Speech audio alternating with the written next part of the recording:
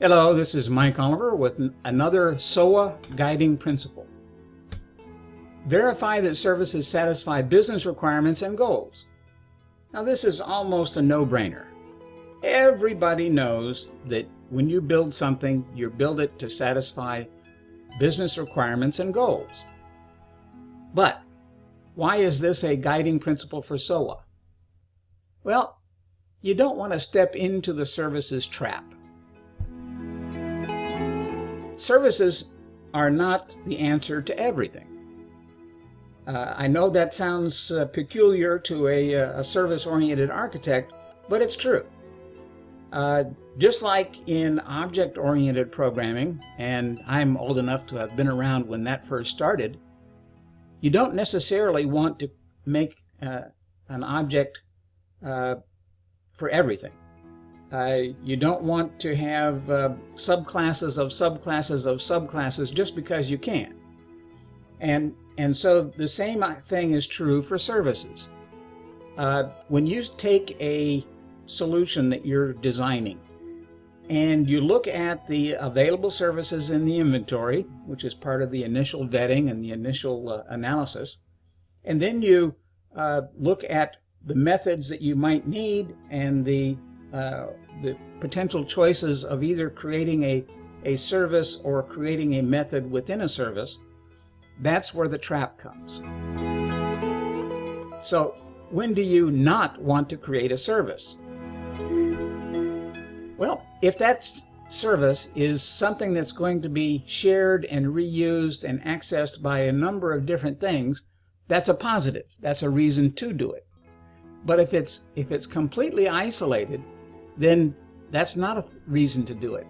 Or if it's a very specialized method that is only used in one place and is accessed for the highest performance and the highest capabilities within some other service, that's a good place not to do it. And if you're looking at something that is not a service-oriented architecture, then you maybe don't want to try and make it into one. So don't make a service just because you can. Make the service when you know that there's reuse potential.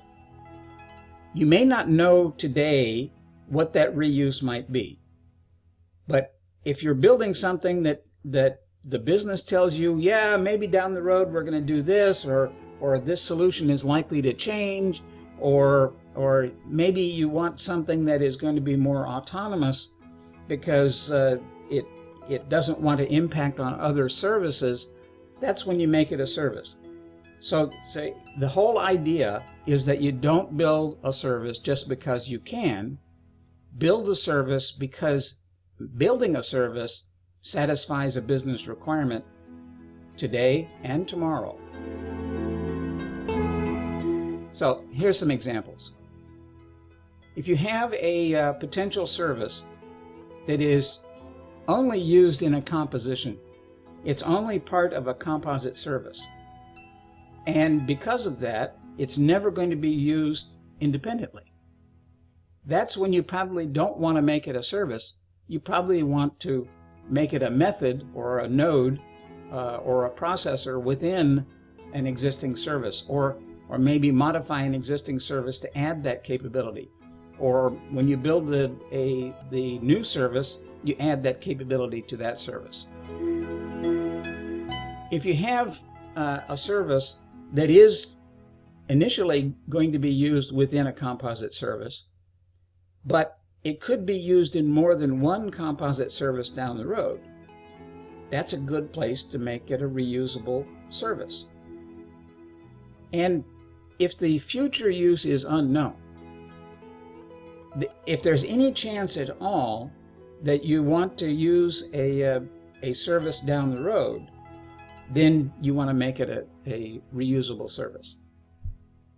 Thank you very much. See you on the next guiding principle.